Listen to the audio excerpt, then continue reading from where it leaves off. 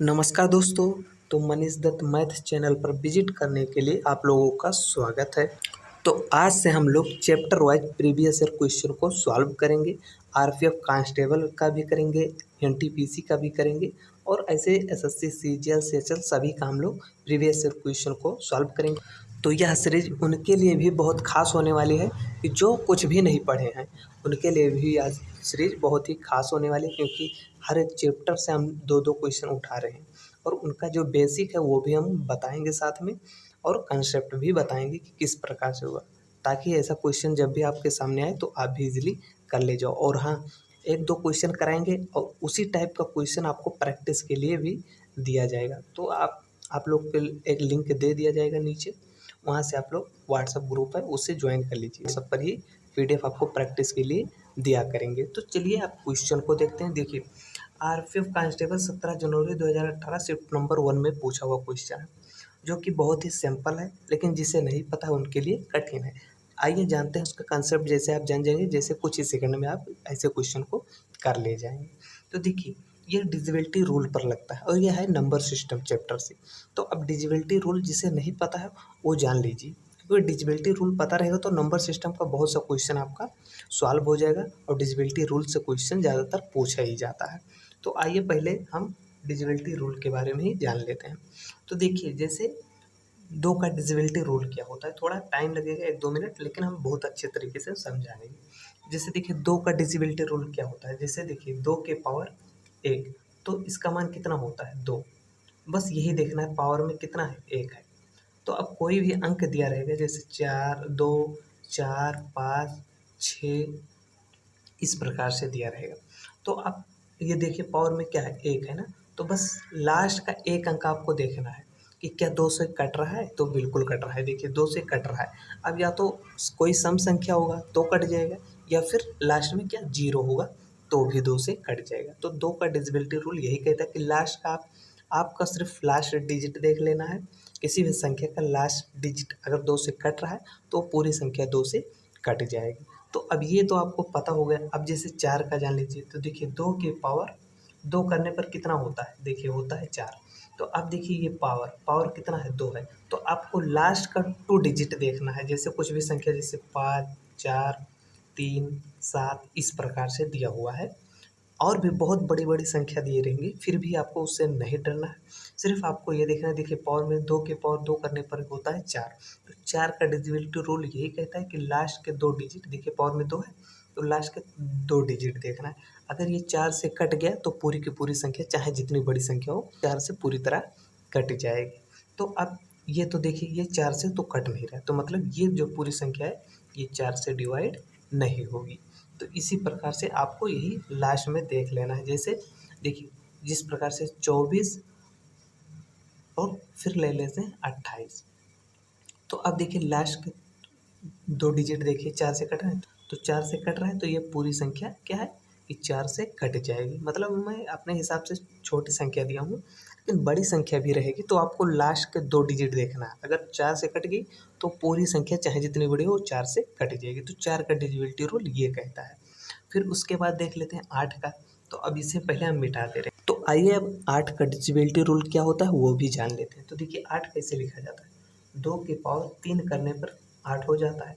तो अब देखिए, ये क्या है, पावर में 3 है।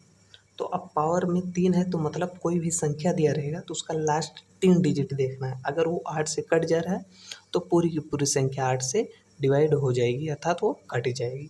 तो कुछ भी ऐसे संख्या दिया रहेगा, 32, 40, 48, ऐसे मतलब कुछ भी संख्या दिया रहेगा, तो आपको बस लास्ट के 3 डिजिट देखना है। तो देखिए, लास्ट के 3 डिजिट तो 0 मतलब कुछ नहीं, इधर का देखिए 48।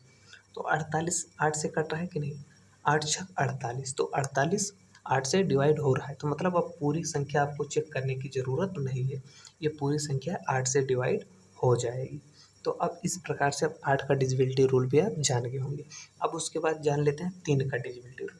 तो अब 3 का डिजिबिलिटी जो रूल होता है ये वो होता है, देखिए 3 का डिजिबिलिटी रूल होता है कि जो भी संख्या दिया है, जैसे 3, 2, 7, 5, 4 इस प्रकार से कुछ संख्या दिया हुआ है।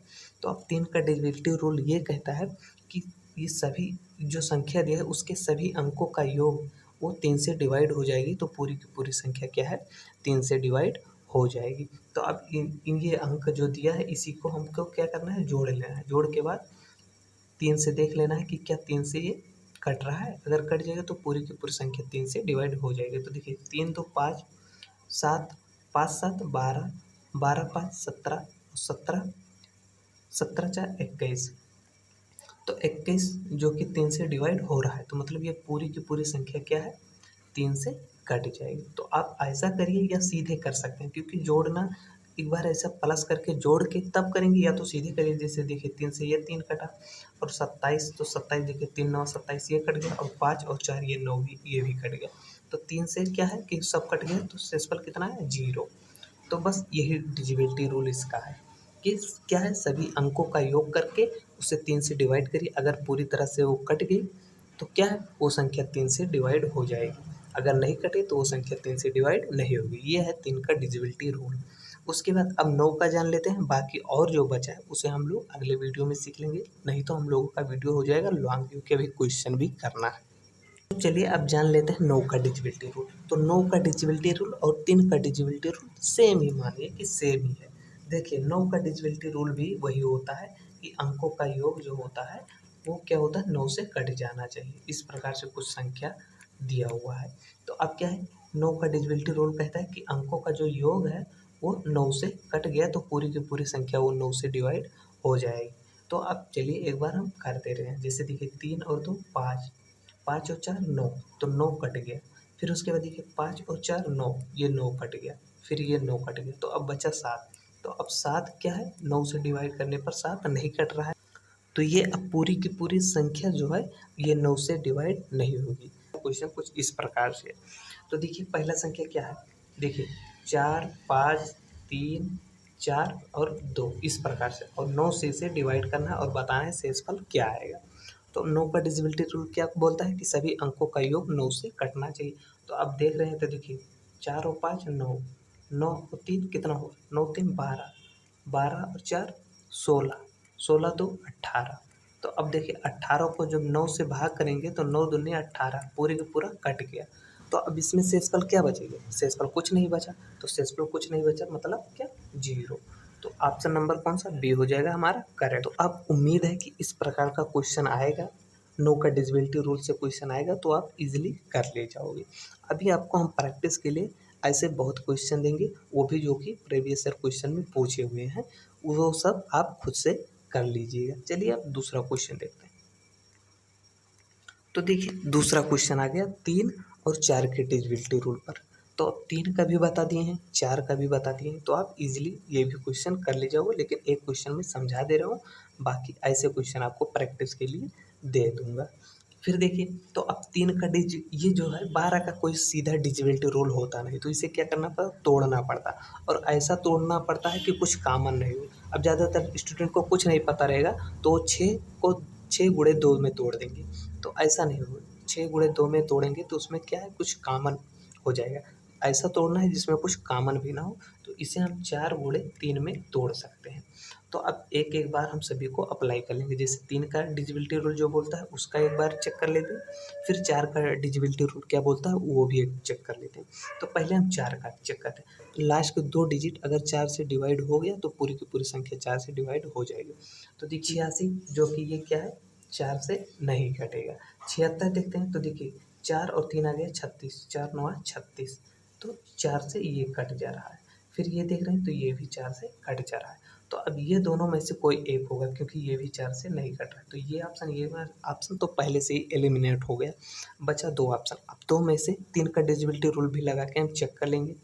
वही जो हो जाएगा अप्लाई होगा वही सही हो जाएगा। तो 3 का डिजिबिलिटी रूल कहता है कि अंकों का योग 3 से कटना चाहिए। तो अब हम एक बार क्या प्लस करके जोड़ के करें सीधे करते रहें। तो देखिए जैसे पहले को कर रहे हैं तो देखिए 7 और 8 कितना हुआ 15 15 2 17 17 और 7 24 24 6 30। तो 30 देखिए 30 जो है 3 ये जो 30 है ये 3 से पूरी तरह कट रही है। तो मतलब बस जो ऑप्शन सही होगा हमारा ऑप्शन नंबर बी हो जाएगा करेक्ट। क्योंकि ये भी हम करके बता देंगे। देखिए इसका जो योग करेंगे वो 3 से डिवाइड नहीं होगा क्योंकि ऑप्शन में एक ही सही होगा। इसको भी कर लेते हैं। देखिए 7 और 4 कितना हो 11 11 तो 13 13 और 7 कितना हुआ 20, 20 छः 26। देखिए 26 क्या 3 से कट रहा है, नहीं कट रहा है, तो बस ये हो जाएगा हमारा क्या गलत। ऑप्शन नंबर बी हो जाएगा हमारा करेक्ट, क्योंकि देखिए इस प्रकार से तोड़ दिए और 4 का डिजिबिलिटी रूल लगा कर चेक कर लिया और 3 का भी लगा कर चेक कर लिया, तो दोनों से जो फॉलो करेगा वही ऑप्शन सही होगा। तो इस प्रकार से दूसरा हो गया। चलिए अगला क्वेश्चन देखते हैं। तो देखिए अगला क्वेश्चन आ गया जो कि है एलसीएम और एचसीएफ चैप्टर से। हम चैप्टर वाइज स्टार्ट करें, नंबर सिस्टम से 2 क्वेश्चन, एलसीएम से 2 क्वेश्चन, इस प्रकार से लेके चल रहे हैं और 4 से 5 चैप्टर एक साथ हम कंप्लीट कराएंगे। फिर उसके बाद में फिर एनटीपीसी का भी इसी प्रकार से कराएंगे। सभी एग्जाम में जितने टाइप के क्वेश्चन पूछे जाएँ सबको कराएंगे और बेस्ट तरीके से कराएंगे ताकि हर एक कंसेप्ट आपका क्लियर हो जाए। तो देखिए अब आ गया सबसे बड़ी संख्या ज्ञात करें जिसे 180 और 270 के बीच साझा किया जा सके। तो जब भी ऐसी संख्या है कि सबसे बड़ी संख्या, तो मतलब कह रहा है कि इसका क्या मासा निकालना है, एचसीएफ निकालना है। तो एचसीएफ निकालना ज़्यादातर स्टूडेंट को पता होगा, लेकिन वो किस प्रकार से निकालते हैं, तो जो बचपन में बताया जाता था कि पहले जो ये संख्या दिया है जैसे इसका गुणनखंड कर लेते हैं, फिर ये संख्या दिया है इसका गुणनखंड करते हैं और दोनों में जो कॉमन होता था वो मासा होता था। लेकिन ऐसा करने से बहुत ज़्यादा समय लगने वाला है, तो हम ऐसा नहीं करने हैं, ऐसा करना है। देखिए तो जो बड़ी संख्या है उसे लिखिए, फिर जो छोटी संख्या है उससे भाग कर दीजिए, जैसे 180 से इसे भाग कर दीजिए। तो अब कितना मरतबा जाएगा, 2 मरतबा नहीं जाएगा, एक ही बार जाएगा। तो एक ही बार जाएगा तो लिखेंगे 180। उसके बाद देखिए 0 से 0 0 ही रहेगा, एक इधर से लिया तो हुआ 17 और 17 में से 8 गया तो 9 8 17, तो कितना हुआ 9 बचा।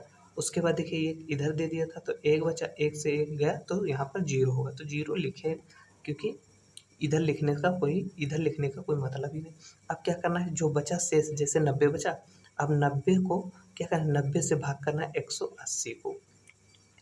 इस प्रकार से करना सीख लीजिए। जिसे नहीं पता है, ज़्यादातर स्टूडेंट को पता होगा, नहीं पता है तो सीख लीजिए। अब देखिए जो शेष बचता है उससे भाग करना है इस बड़ी वाली संख्या को जिससे पहले भाग किए थे 180 को, तो कितना महत्व आ जाएगा, 2 महत्व आ जाएगा। तो 90 दूना कितना होता है 180 हो जाएगा। तो अब देखिए ये पूरी तरह से कट गया, तो मतलब जिससे कटा, जैसे किससे कटा, 90 से पूरी तरीके से कटा है ना। तो सबसे बड़ी जो संख्या होगी वो क्या होगी 90। तो सबसे बड़ी संख्या ज्ञात करने के लिए बोलता है तो एचसीएफ, तो इनका एचसीएफ जो होगा क्या होगा 90 हो जाएगा। चलिए और क्वेश्चन आएगा तो और बेहतर तरीके से आपको समझ में आएगा। चलिए अब अगला क्वेश्चन देखते हैं। तो देखिए अगला क्वेश्चन कुछ इस प्रकार से। तो देखिए 2 संख्याओं का लासा दिया है 51 और मासा दिया है 17। उनमें से एक संख्या यदि 17 है तो दूसरी संख्या ज्ञात कीजिए। तो अब देखिए इसका एक फार्मूला होता है, अगर वो फार्मूला आपको पता है तो बहुत ही कम समय में और बहुत ही जल्दी कर लेंगे। जैसे देखिए इसका फार्मूला क्या होता है, जैसे हम शॉर्ट में लिख दे रहे हैं, जैसे लासा, लासा बस ला लिख देते हैं, बस समझ जाइए कि ये लासा लिखा है। लासा गुणे मासा बराबर होता है पहली संख्या और गुणे में होता है दूसरी संख्या।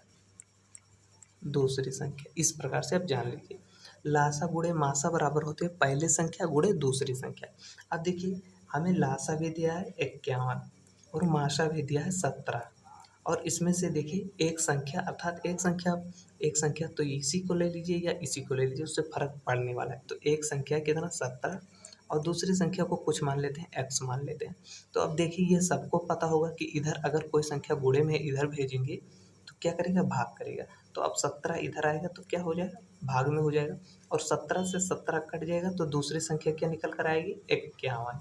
तो कौन सा ऑप्शन सही होगा, ऑप्शन नंबर सी हो जाएगा करेक्ट। तो इस प्रकार से जान लीजिए, कभी 2 संख्या दे दिया गया, कभी 2 संख्या दे दिया जाएगा, आपको एक लासा दे दिया जाएगा, मासा पूछ लिया जाएगा। कभी मासा देगा और दोनों संख्या देगा, लासा पूछ लेगा।